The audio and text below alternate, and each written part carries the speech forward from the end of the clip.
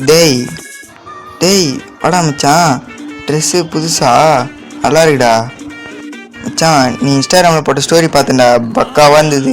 பாட்டு எஃபெக்ட்ஸு எல்லாமே தரமாக இருந்தது, நல்லா இருந்ததுடா. அப்படியா, தேங்க்ஸ்ரா.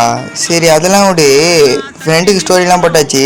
அப்போது ட்ரீட் எங்க? ட்ரீட் என்னடா ட்ரீட்டு, பிரியாணியே வாங்கி கொடுத்துடலாம்.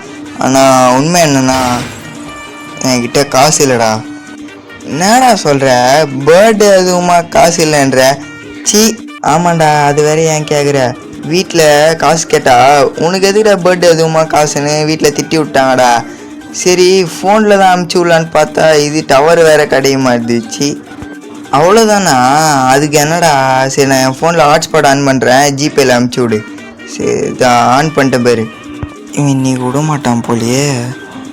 டேய் அடா பாவி, டேய் சார்ஜ் 2% தான்டா இருக்குது, ஃபோன் சுவிட்ச் ஆஃப் ஆக போகுதுடா. என் வீட்டில் போயிட்டு நான் சார்ஜ் போட்டு வரேன், பைடா.